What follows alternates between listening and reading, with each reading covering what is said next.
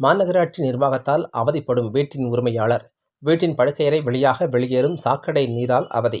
மனு அளித்தும் காலம் தாழ்த்தும் அதிகாரிகள். கோவை மாவட்டம் 85வது வார்டுக்குட்பட்ட குறிச்சி வெங்கடாச்சலபதி நகரைச் சேர்ந்தவர் சிதம்பரம். சமூக ஆர்வலரும் திமுக கழக மூத்த முன்னோடியுமான இவர் அதே பகுதியில் தனது பூர்வீக இடத்தில் வீடு ஒன்றை கட்டி வருகிறார்.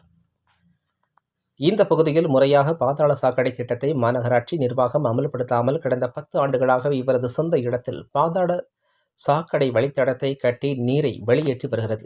காலி இடமாக இருந்த போதில் இருந்தே இது சம்பந்தமாக மாவட்ட நிர்வாகம், மாநகராட்சி நிர்வாகம் உள்ளிட்ட உயர் அதிகாரிகளிடம் இது குறித்து தெரிவித்தும் இதுவரை அதிகாரிகள் நடவடிக்கை எடுக்கவில்லை என்றும் இன்றும் நாளை என காலம் தாழ்த்தி வரும் நிலையில் தற்போது அந்த பகுதியில் வீடு கட்டி வருகிறார்.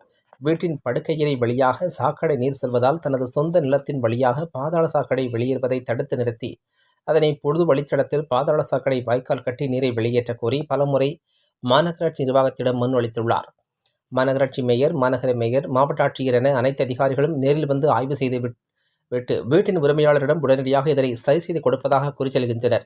மேலும் ஒரு வாரத்தில் உங்கள் பட்டா பூமிக்குள் பொது சாக்கடை நீர் வராத வண்ணம் பாதாள சாக்கடையை சீரமைக்க சம்பந்தப்பட்ட அதிகாரிகளுக்கு உத்தரவிட்டு கூறி செல்கின்றனர்.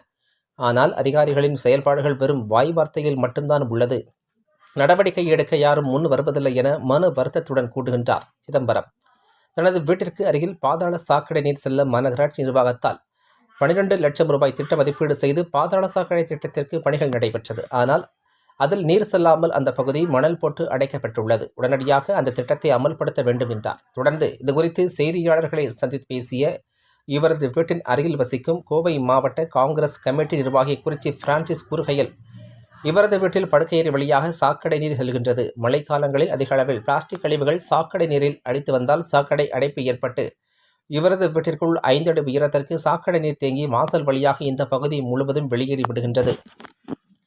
அரசுக்கு செலுத்த வேண்டிய வீட்டு வரி, நிலவரி, காலி இட மனை வரி, தண்ணீர் வரி, மின்சார இணைப்பு என அனைத்திற்கும் லட்சக்கணக்கில் வசூல் செய்யும் நிர்வாகம் அவர்களின் தவறை உணர்ந்து சாக்கடையை சீரமைக்காமல் காலம் தாழ்த்தி வருகின்றனர். எந்தவித அடிப்படை வசதிகளும் இதுவரை இந்த பகுதிக்கு மாநகராட்சி நிர்வாகம் இதுவரை ஏற்படுத்தி கொடுக்கவில்லை. இது எங்களை மேலும் வேதனையில் ஆழ்த்தி வருகின்றது. முறையாக அதிகாரிகள் இதனை சீரமைக்கவில்லை என்றால் மாவட்ட மற்றும் மாநகராட்சி அலுவலகத்தில் போராட்டம் நடத்தவும் தயாராக உள்ளதாகவும் மனம் நொந்தபடி தெரிவித்தார். இனியும் இறங்கி வருமா மாவட்ட நிர்வாகம் மற்றும் மாநகராட்சி நிர்வாகம் என காத்திருந்து வருவதாக கனத்த இதயத்துடன் கேட்டுக்கொண்டதுடன் இந்த பகுதியில் உள்ள ஆக்கிரமிப்புகளை முறையாக அகற்றி சாக்கடை நீர் செல்ல வழிவகை செய்ய வேண்டும் என அப்பகுதி பொதுமக்களும் கேட்டுக்கொண்டனர் என்பது குறிப்பிடத்தக்கது. ஐயா வணக்கம். நான் குறிச்சி வெங்கடாச்சலபதி நகர் முதல் தெருவில் 85வது வார்டில் இருக்கிறேங்க. நான் இந்த பகுதியில் 21 வருஷமாக ஒரு இடம் வாங்கி 2006 இந்த இடத்த வாங்கி வீடு கட்டி இது வரைக்கும் முறைப்படி வரி கட்டி இபி வரி கட்டி எல்லாமே கட்டி முறைப்படி இருக்கிறேன். ஆனால் கார்பரேஷன் மூலிமா எனக்கு இது வரைக்கும் எந்த ஒரு அடிப்படை வசதி கூட செஞ்சு தரல.